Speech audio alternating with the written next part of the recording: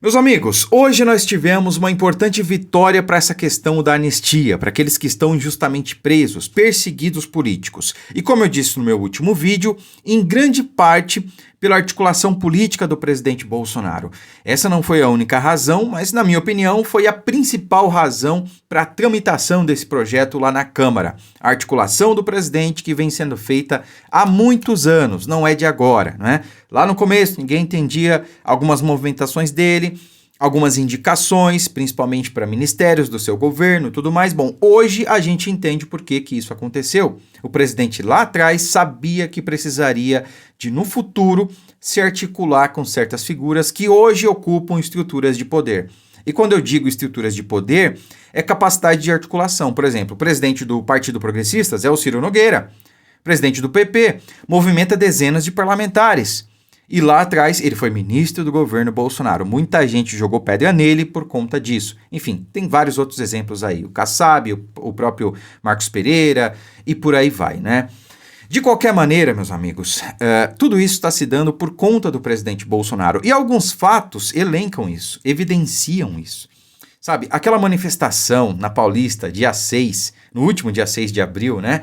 Foi providencial, foi milimetricamente calculada pelo presidente Bolsonaro. Ele sabia exatamente o que estava fazendo.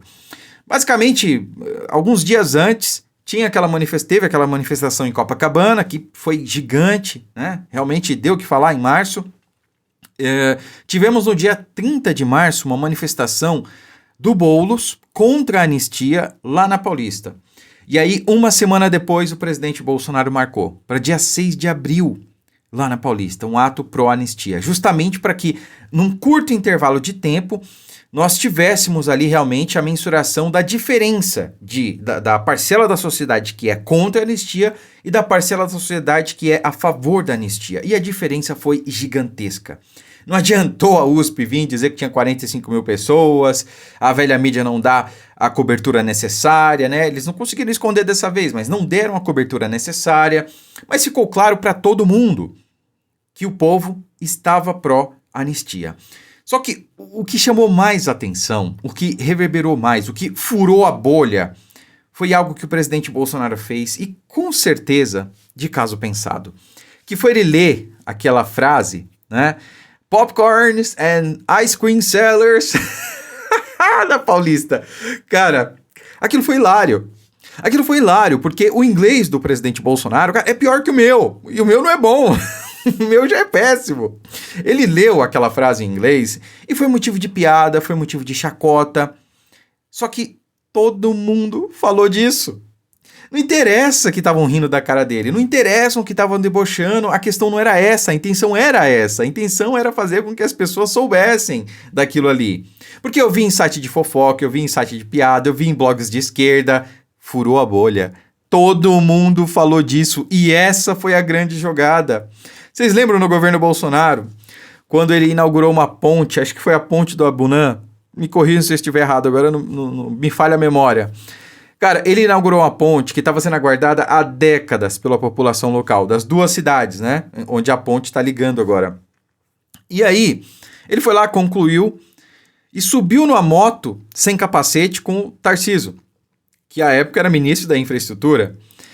E o que ele fez? Ele sabia que a mídia não ia dar o devido destaque, não ia divulgar, não ia falar da inauguração da ponte, que estava sendo aguardado pela população local há décadas. Não ia. Então o que ele fez? Bom, eu vou subir na moto, vou levar o Tarcisão do asfalto na garupa e a gente vai inaugurar esse negócio aqui sem capacete.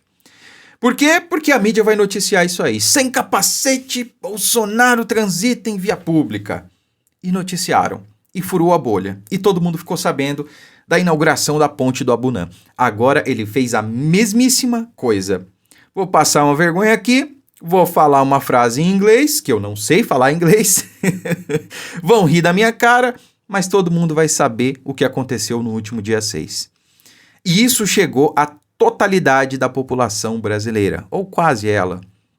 Mas mais do que isso, furou a bolha para o mundo todo. Bom, não sou só eu que estou falando isso, não fui apenas eu que tive essa leitura. Até mesmo a extrema imprensa, o consórcio, a assessoria de imprensa do Lula, viu isso aqui e entendeu a grande jogada do presidente Bolsonaro. Com vocês, Os blogueiros de plantão lamentando a grande jogada do presidente.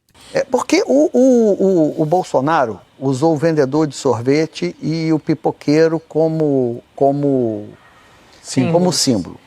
Aquele inglês que ele usou foi uma jogada de mestre, porque aquilo que viralizou.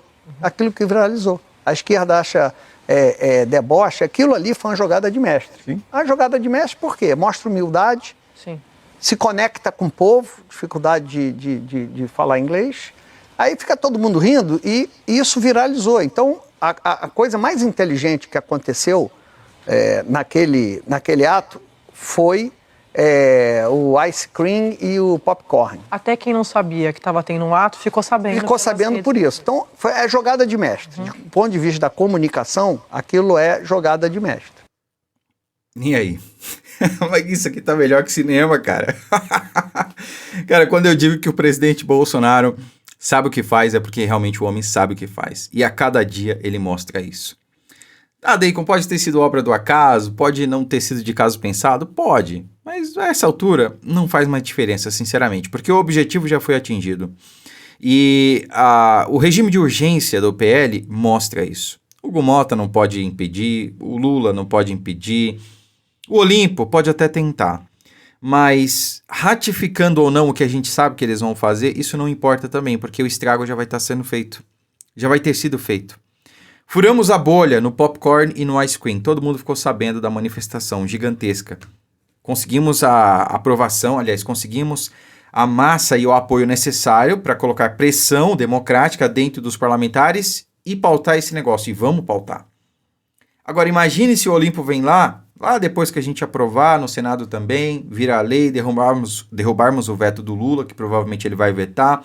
Aí vem o Olimpo lá e... é inconstitucional. O que vocês acham que vai acontecer? Vamos ter um novo popcorn e ice cream.